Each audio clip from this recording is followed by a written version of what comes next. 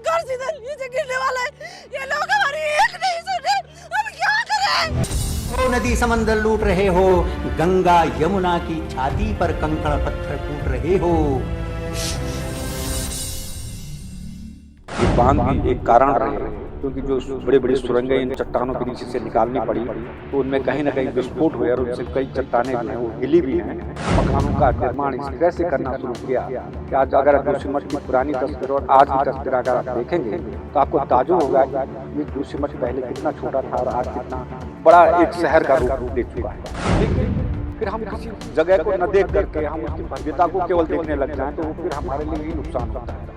यात्रा चल रही है, हमें खूब पैसे कमाने हैं, अब ऐसी बात मत करो यहाँ धंस रहा है, नहीं तो फिर सब लग जाएगा, ब्रेक लग जाएगा।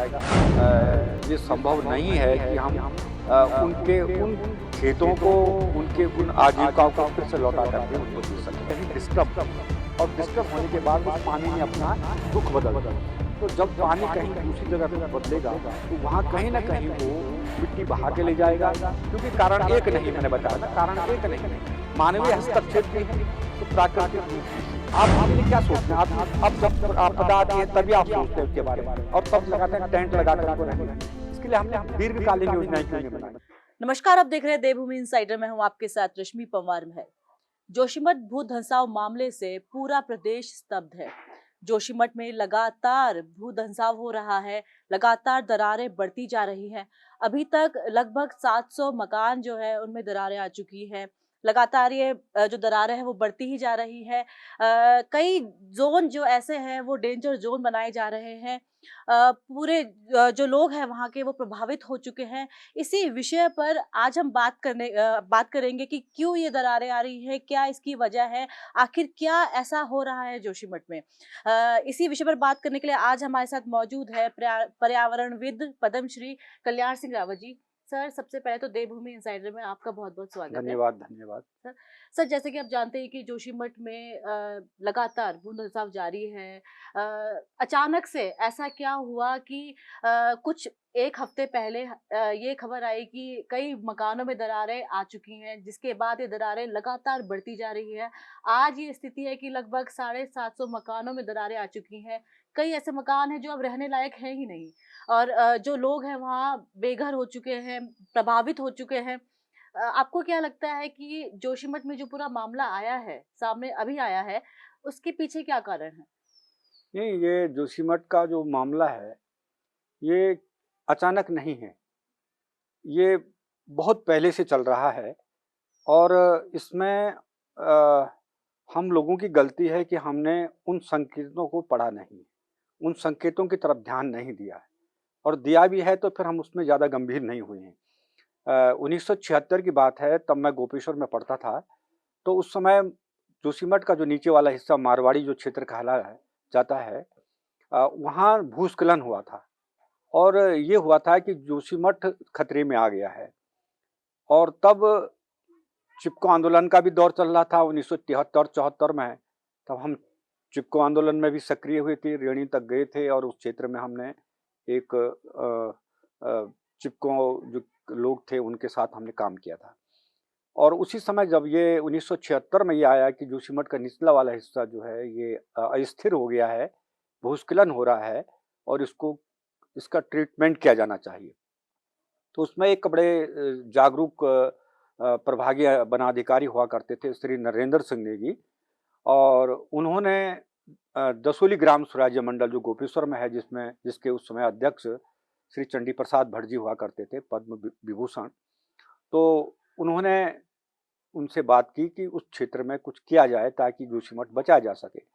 तो उन्होंने कहा वहाँ वृक्षारोपण किया जाएगा। तो उन्होंने कहा वृक्षारोपण के लिए स्कूल के बच्चों को ले जाया जाए।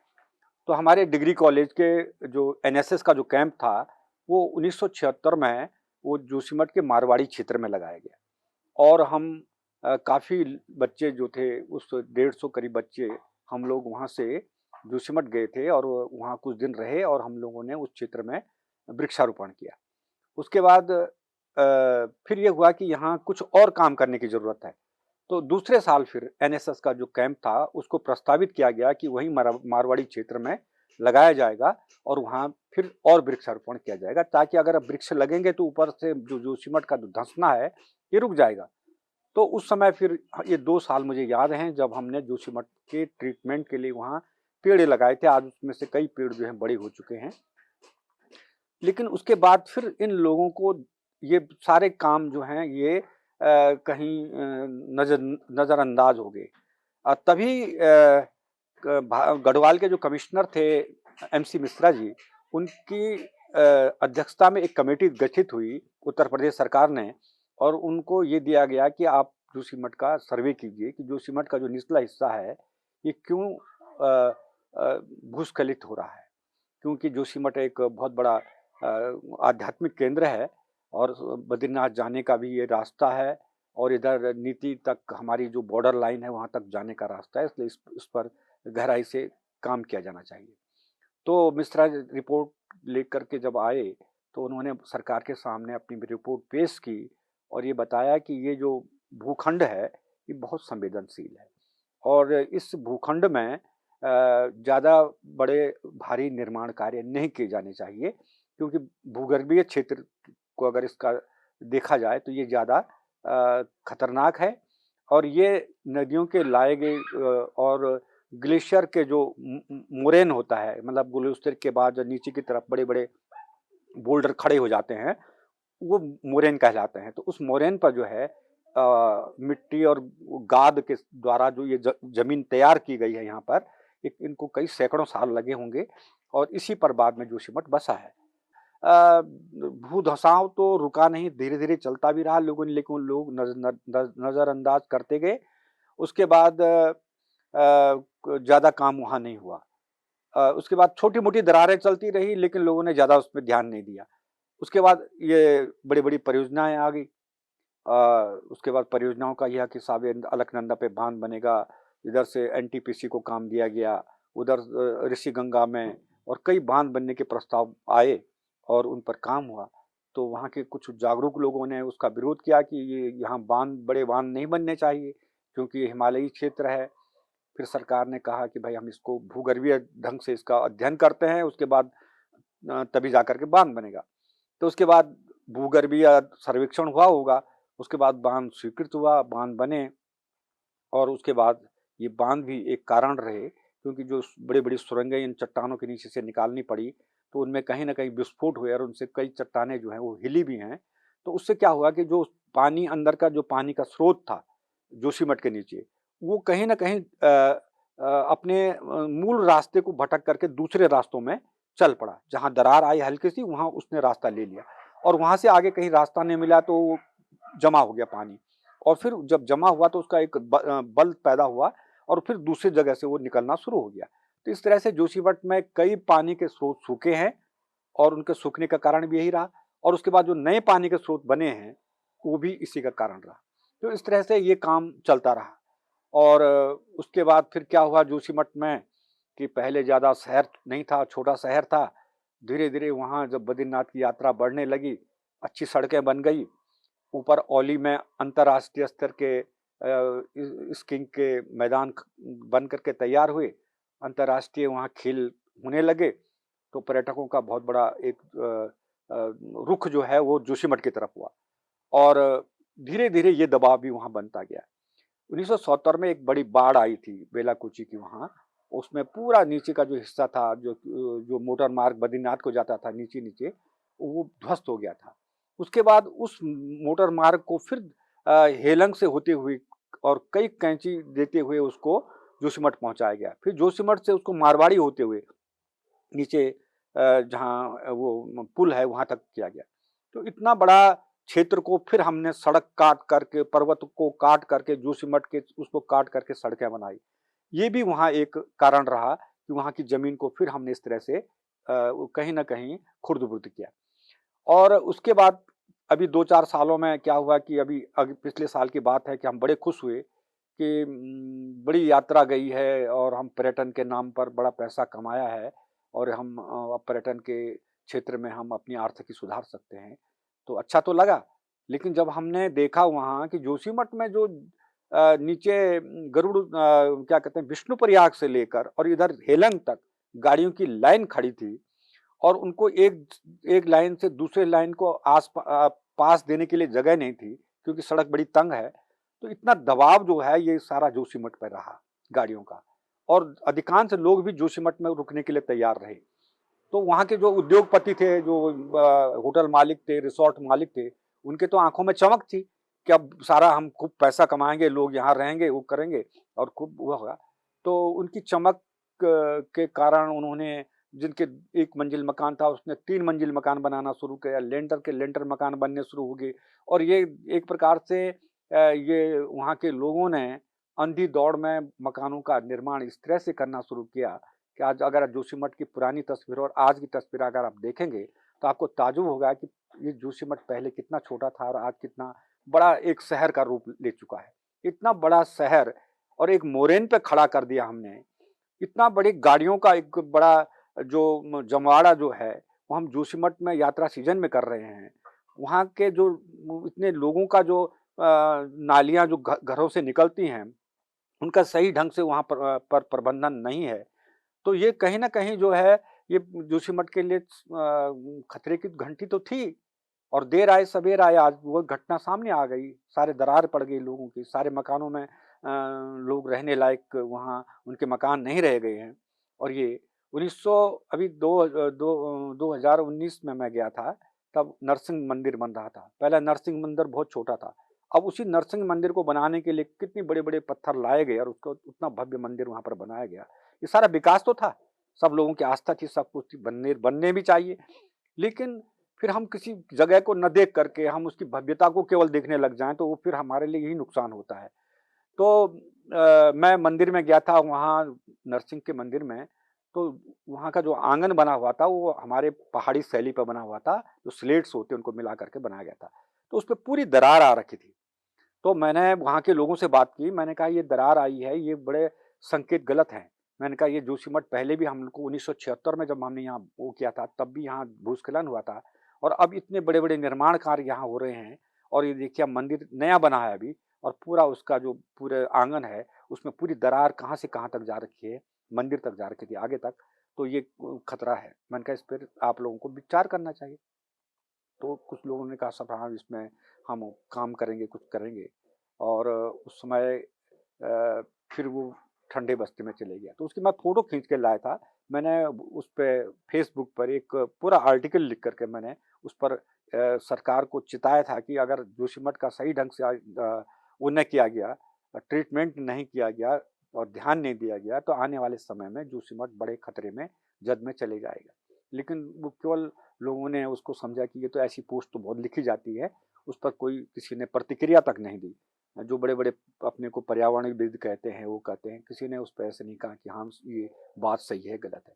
तो वो फिर ये था कि अब यात्रा चल रही है, हमें खूब पैसे कमाने हैं, अब ऐसी बात मत करो कि यहाँ धँस रहा है, नहीं तो फिर सब कुछ लग जाएगा, ब्रेक लग जाएगा, ये सब रहा। तो ये हमारी जो ये नीतियाँ रही ना, कि हम आर्थिकी को कमाने का धंधा रहा हमारा केवल, और उसमें मरे कौन? सबसे बड़ी आज देखें चुनौती किसके सामने खड़ी है? जो गरीब लोग वहाँ हैं, जिनके सेब के बगीचे हैं वहाँ, जो वहाँ के खेतों में अपनी सब्जियाँ उगा करके अपने परिवार का लालन-पालन करते हैं, वो लोग सबसे ज़्यादा प्रभावित हैं। उनके आँसू बह रहे हैं आजकल। जिन लोगों ने इतने सालों तक बड़े-बड़े रिसॉर्ट बनाए, होटल बनाए, उन्होंने तो पैसे कमा रखे हैं, वो तो कहीं भी, उनके तो मकान यहाँ देहरादून में भी हैं, उधर हल्द्वानी में भी हैं, दिल्ली में भी हैं। वो तो केवल अपने वहाँ पर केवल उसके लिए हैं, व्यापार करने के लिए हैं। तो असल में ये जो जोशीमठ की जो पीड़ा है, ये वहाँ के स्थानीय लोगों की बहुत ज़्यादा पीड़ा है, और सरकार प्रयास कर रही है कि उन लोगों को कहीं दूसरी जगह पर बसाया जाए। लेकिन अ, ये संभव नहीं है कि हम उनके उन खेतों को, उनके उन आजीविकाओं को फिर से लौटा करके उनको दे सकें। क्योंकि जहाँ पर उनको बसाना होगा, वहाँ पर नए खेत अगर हमने उनको भी दे दिए, तो उनके उस वहाँ के वातावरण में और यहाँ के वातावरण में, वहाँ की कार्यशैली में और यहाँ की कार्यशैली में बहुत अंतर है। जी सर। तो ये सर जैसे आप बात कर रहे थे, आपने कई कारण बताए जोशीमठ में जो हो रहा है उसके लिए। एक बहुत बड़ी अभी जब हम बात कर रहे थे जोशीमठ में जो मामला सामने आया था, उसमें लगभग जो प्रभावित लोग थे वो 50,000 से भी ऊपर लोग बताए जा रहे थे। तो आपको लगता है कि जैसे कि हम जानते ही हैं जो ये पहाड़ी क्षेत्र होता है, बहुत ही संवेदनशील होते हैं। इतनी बड़ी जनसंख्या में अगर लोग रह रहे हैं एक जगह पर, चाहे वो एक छोटा कस्बा हो या छोटे शहर हो जो पहाड़ों में बनाए जाते हैं, आपको लगता है एक लिमिट बनानी चाहिए कि इतने ही लोग वहाँ पर होने चाहिए? बिल्कुल, ये तो मैं पहले से ही कहता आया हूँ, मैंने कई बार यहाँ पर कई जो सेमिनार हुए थे, उनमें भी मैंने ये बात की थी कि ऊपरी हिमालयी क्षेत्र में ज़्यादा बसासतें ठीक नहीं हैं, है ना? अभी जब यात्रा चल रही थी, तो उसमें भी मैंने एक पोस्ट डाली थी कि इतने हेलीकॉप्टर ऊपर हिमालय में उड़ रहे हैं और इतनी बड़ी संख्या में केदारनाथ और बद्रीनाथ जैसे संवेदनशील क्षेत्रों में ये यात्राएँ चल रही हैं और इतने लोगों का दबाव जो वहाँ बना है, वो हिमालय पे ही नहीं, वहाँ की जो बायोडायवर्सिटी है, उस पे भी बड़ा दबाव था। वहाँ के जो जीव-जंतु जो आस-पास रहते थे, इतने शोरगुल में वो भी कहीं दूर चले गए। उन्होंने अपने आवासों को छोड़ दिया और जब दूसरे आवास में कोई जीव-जंतु जाएँगे, तो उनको नए आवास में, नई जगह पर दूसरे शिकारी जंतुओं का वो होना पड़ता है। तो इस तरह से बायोडायवर्सिटी को भी बड़ा नुकसान हुआ है और ज़्यादा लोगों के जाने से जो कार्बन डाइऑक्साइड इतने लोगों की श्वास से और जो गतिविधियों से जो निकली है, वो सीधा हिमालय को प्रभावित करती है क्योंकि सबसे हिमालय के नज़दीक यही तीर्थ हैं, 4 तीर्थ हमारे और इन तीर्थों के द्वारा हिमालय के ग्लेशियरों पर भी असर पड़ा है। अब देखिए अलकनंदा आती है, वो सतोपंथ से आती है। उधर से आपके रेणी से उधर आपके त्रिशूल और नंदा घुंगटी से आपकी ये ऋषिगंगा, ऋषि पर्वत से होकर के आती है। ये सारे जो बड़े-बड़े ग्लेशियर हैं, ये सब इसी क्षेत्र में पड़ते हैं और इन इतनी घनी आबादी अगर इस हिमालय में जा रही है लगातार, तो ये भी तो हमें सोचना चाहिए कि आदमी की शरीर की गर्मी का भी तो असर कहीं उसका जो विकिरण हो रहा है हमारे शरीर की तापक्रम का भी हवा में, उसका भी तो असर पड़ेगा कहीं हिमालय पे।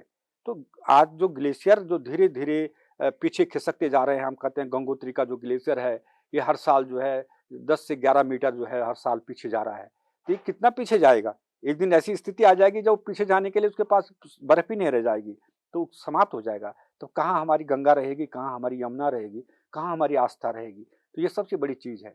तो ये इतना है कि हिमालय पर इतनी बड़ी यात्राओं को रोका जाना चाहिए और इससे हमारे हिमालयी पारिस्थितिकी पर बड़ा असर पड़ेगा। हम मानते हैं कि हमारा पर्यटन और तीर्थाटन हमारा एक आर्थिकी का एक स्रोत है। लेकिन इसको अगर हम थोड़ा-सा कंट्रोल कर सकें, वैज्ञानिक ढंग से और अच्छे प्रबंधन से हम इसको संचालित कर सकें, तो ये आने वाले समय के लिए बेहतर होगा, है ना? तो इसको हमें सोचना चाहिए। आज हमारे पास इतने विभाग हैं, जो कि हिमालय पे काम कर रहे हैं। बहुत सारे विभाग हैं, जो जंगलों पे काम कर रहे हैं। बहुत सारे विभाग हैं, जो गाँव के बेहतरी के लिए काम कर रहे हैं।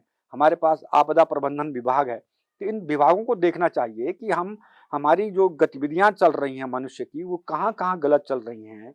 उन जगहों पर जाकर के हम अपनी परियोजनाओं को बनाएँ, वहाँ के लोगों को समझाएँ, सरकार पर दबाव डालें कि ऐसा नहीं करना है। क्योंकि सरकार में जितने लोग होते हैं, जिनको मंत्री बनाया जाता है, वो उस विभाग के ज़्यादा उनको वो तजुर्बा नहीं होता है। वो जो हमारे नीचे जो अधिकारी होते हैं, वो ज़्यादा उसके बारे में जानते हैं। तो वो उन्हीं से वो लेते हैं कि साहब क्या होना चाहिए, क्या होना चाहिए। तो ये एक सामंजस्य हम लोगों के बीच में भी होना चाहिए। जो लोग ज़्यादा हमारे समाज में जो अनुभवी लोग हैं, जो हिमालय की तरफ दौड़ते रहते हैं, वहाँ का अध्ययन करते रहते हैं, इन लोगों को तो बुलाइए आप, उनसे बात कीजिए। आप केवल मंत्रियों की बात, केवल जनप्रतिनिधियों की बात करते हैं, वो तो हमेशा वोट की बात करेंगे। लेकिन उन लोगों को लाइए जिन्होंने हिमालय को देखा, जो हिमालय के गहराई तक गए हैं, उन लोगों से बात कीजिए ना। सर आप एक वैज्ञानिक भी रहे हैं, तो जो 1974 की जो रिपोर्ट थी, मिश्रा जी की जो रिपोर्ट थी, उसमें ये बात भी कही गई थी कि जो जोशीमठ है उसमें नेचुरल जो सोर्स है पानी का, उसके लिए अलग से चैनल बनाया जाना चाहिए, क्योंकि वो जो जगह जगह बसी हुई थी पूरी की पूरी, वो वहाँ पर जितना भी मलबा आया होगा उसके ऊपर बसी थी, तो वहाँ पे जो पानी था उसको चैनलाइज करना बहुत ज़्यादा ज़रूरी था। आपको लगता है कि जो आज हो रहा है उसमें ये भी एक कारण है कि चैनलाइजिंग ढंग से नहीं हो पाई पानी की? बिल्कुल कारण है। छोटे-छोटे कारण बड़े कारण बनते हैं, ये हम सब लोग जानते हैं। छोटे-छोटे अगर हमने कहीं बदलाव किए हैं, तो बड़े बदलाव में बदल जाता है और वो बड़े बदलाव जो है फिर बड़े समस्याओं के रूप में हमारे सामने आता है। क्योंकि हम जिस तरह से प्रकृति को कुछ देते हैं, प्रकृति भी उसी रूप में हमको लौटाती है। तो हम अगर प्रकृति को गंदे रूप में उसके साथ छेड़छाड़ कर रहे हैं तो प्रकृति उसका दंड हमको देती है। चाहे वो आप केदारनाथ की वो ले लीजिए, चाहे उधर मालपा और वहाँ की बात ले लीजिए, ये सब कुछ है। तो ये हमको सीखना चाहिए कि हम प्रकृति से ज़्यादा छेड़छाड़ न करें। जोशीमठ के अंदर जो टनल आप बात कर रहे हैं कि वहाँ बनी थी, वहाँ पानी के भंडार है, क्योंकि मोरेन है ना, वो मोरेन ग्लेशियर से बना हुआ है, उसके अंदर सुराख हैं। ऊपर जो है पूरा हमारा जो क्षेत्र है औली और गुरसों का बड़ा क्षेत्र है जहाँ बर्फ पड़ी रहती है, और ऊपर जब बर्फ पड़ती है तो वही बर्फ का पानी सबसे ज़्यादा ज़मीन के अंदर जाता है। आप देखते हैं जब बर्फ पड़ती है तो वो पानी सबसे गहराई तक जाता है, ज़मीन उसको एब्जॉर्ब करती है। ऊपर जब बारिश होती है तो सीधे बह करके चली जाती है, वो ज़मीन को नहीं मिलती है। तो इसलिए ये जो बर्फ़ का पानी है ये हमारे बहुत ज़मीन के गहराई तक जाता है। तो ऊपर जो हिमालय जो हमारा औली क्षेत्र है, जो हमारा वहाँ है, लगातार हम स्कीइंग कर रहे हैं, वहाँ सब कुछ कर रहे हैं, तो वो जो बर्फ़ है वो कहीं ना कहीं हमारे जो जोशीमठ का जो मोरेन क्षेत्र है वहाँ वो पानी आता है, और वहाँ अपने रास्ते कभी इधर बदल देता है, कभी उधर बदल देता है। अभी टनल बनी तो टनल बनने में वो जो पानी के स्रोत थे वो कहीं डिस्टर्ब हुए, और डिस्टर्ब होने के बाद उस पानी ने अपना रुख बदल दिए। तो जब पानी कहीं दूसरी जगह रुख बदलेगा तो वहाँ कहीं ना कहीं वो मिट्टी बहा के ले जाएगा या वहाँ की ज़मीन को हल्का कर देगा। तो यही है कि इस टनल बनने पर जो पानी बीच में आया था, लोगों ने कहा कि बहुत बड़ा पानी वहाँ आ गया है, और उसके बाद उन्होंने वो उस टनल से कुछ पाइप निकाल करके उस पानी को बाहर निकालने की कोशिश की, और उसको कहीं उधर हेलंग की तरफ उन्होंने उस पानी को निकाला था। लेकिन जो पानी नेचुरल पानी वहाँ जो पानी के स्रोत थे उनका रास्ता कहीं ना कहीं भटक गया था, और वो पानी ही जब रास्ता नहीं मिल रहा है तो जगह जगह पानी बाहर निकलने की कोशिश कर रहा है, और उस पानी के द्वारा जो दबाव बन रहा है उससे भी ये जो जगह जगह भूस्खलन हो रहा है ये हो रहा है। क्योंकि अगर एक मिट्टी के ढेर पर अगर हम पानी अगर बीच में अगर हम डाल दें तो जब वो पानी बाहर निकलता है जगह जगह से, तो वो पानी मिट्टी जो है वो बाहर पपड़ी गैस के रूप में बाहर निकल जाती है। सर सिर्फ जोशीमठ ही नहीं, अभी कई और जगह भी है जहाँ पर ये इस तरह के मामले देखे जा रहे हैं भूधंसाव के, जैसे कि उत्तरकाशी में भी देखे जा रहे हैं कई गांव में, या टिहरी के कई गांव में देखे जा रहे हैं, कर्णप्रयाग में भी देखे जा रहे हैं। अचानक से ऐसा हो रहा है कि सब जगह पर ये दरारें मकानों में देखी जा रही हैं। क्या वही कारण जो जोशीमठ में है, क्या वही कारण और जगह भी है? ऐसा है कि दरारें समय समय पर अलग अलग जगहों पर पड़ती रही, लेकिन इस समय एक दरार जोशीमठ में आकार ले गई और उसने एक सुर्खियों में आ गई, तो सारी दरारें जो हैं इस साथ मिल करके बड़े बड़ी दरारों का एक बड़ा भय पैदा हो गया है। कर्णप्रयाग में भी दरार आई थी, उसके कुछ और कारण हो सकते हैं, क्योंकि कर्णप्रयाग में भी जिस जगह पर दरार आई है उससे ऊपर वाले क्षेत्र में कोई भी बसासत नहीं थी। ये 72 की मैं बात कर रहा हूँ, मैं कर्णप्रयाग से पढ़ा हूँ, और 1972 में जिस क्षेत्र पर उमा देवी का मंदिर है उसके ऊपर वाले हिस्से में एक भी मकान नहीं थी, मात्र एक मकान थी जिस पे मेरे पिताजी लोग रहते थे, मैं वहाँ पढ़ता था उस समय। एक मकान थी, आज उस पे उमा लॉज है। उसके बाद जो बद्रीनाथ की तरफ जो रोड आती है वहाँ नीचे खेत थे, और वो खेत सारे के सारे बंजर थे।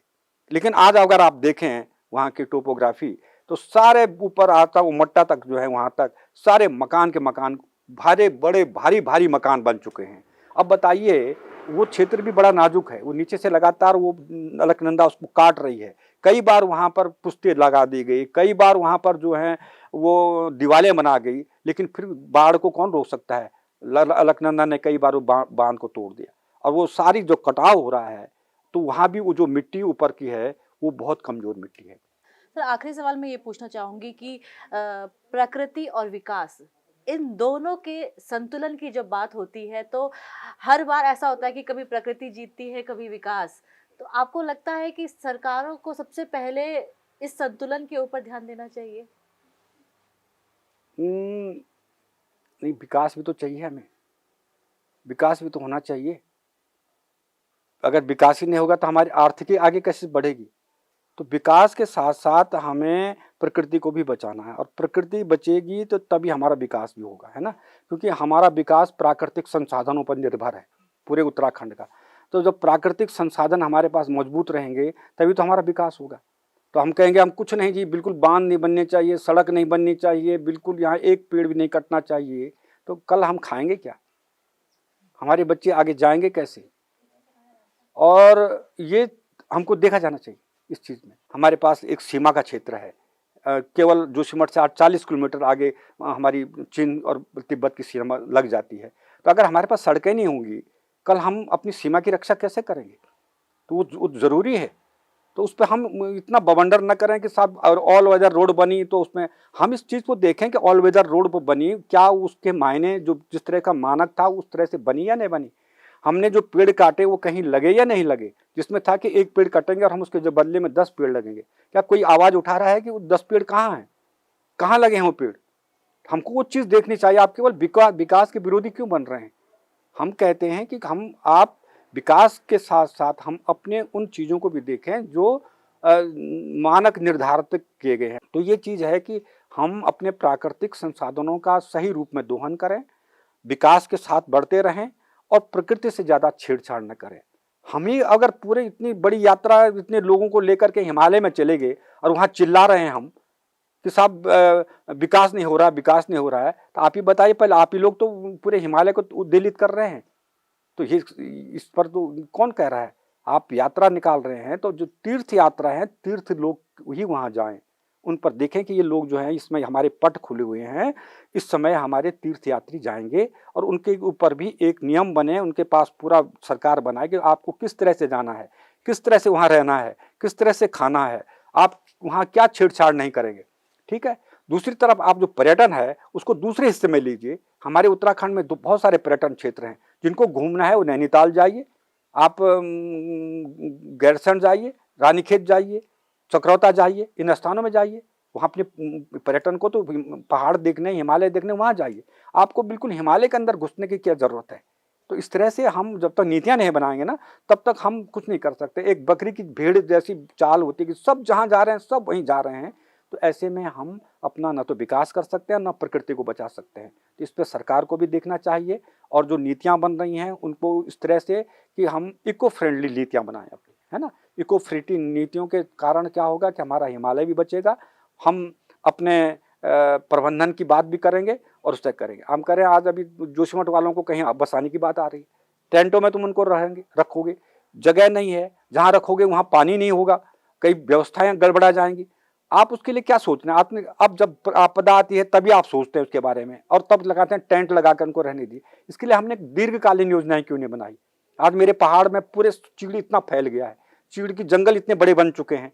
आप इन जंगलों को काट करके चीड़ की लकड़ियों को जगह जगह उत्तराखंड के हर जनपद में एक जगह पर स्टोर बना दीजिए इन लकड़ियों का, तख्ते कड़ियाँ मिला करके, और एक मकान का आकार कैसे बन सकता है अच्छे मिस्त्रियों के द्वारा, एक रुड़की के इंजीनियरों के द्वारा, कि इन लकड़ियों का उपयोग हम एक अच्छे मकान में कैसे कर सकते हैं। इस प्रकार से हम लकड़ियों को तैयार करके एक कहीं पर अपना स्टोर तैयार करें, ताकि आपदा आती है इन लकड़ियों को हम तुरंत ले जा करके लोगों के शेल्टर बना सकते हैं। और जहां हम इन जंगलों को का वैज्ञानिक प्रबंधन करेंगे, चीड़ के जंगलों का, वहां बांध के जंगलों का हम विकास करेंगे। कल हमें पानी भी चाहिए। तो इस तरह की तो हमारी सोच होनी चाहिए ना। तो इस सोच पर कौन विचार कर रहा है? हम केवल चिल्लाते हैं ये हो गया, इतना पैसे लाओ, इतना हमारी मदद करो, केवल हम भिखारी बन करके रह गए हैं। हम अपने पाँव पे खड़ा होना चाहते हैं तो हमारी नीतियां भी हों, हमारे साथ जो सुझाव देने वाले लोग हैं, जो विचार करने वाले लोग हैं, उनको बैठा करके बात कीजिए ना। ये प्राकृतिक संसाधन जो बने हैं इनको हम किस तरह से हम उपयोग कर सकते हैं, ये हमें देखना चाहिए। जी सर, हमसे बात करने के लिए बहुत बहुत धन्यवाद सर। ये थे हमारे साथ पद्मश्री कल्याण सिंह रावत जी, जिन्होंने जोशीमठ भू धंसाव मामले में हमसे बात की। कैमरामैन आकाश श्रीवास्तव के साथ रश्मि पंवार महर, देवभूमि इनसाइडर। आज ही डाउनलोड करें देवभूमि इनसाइडर ऐप।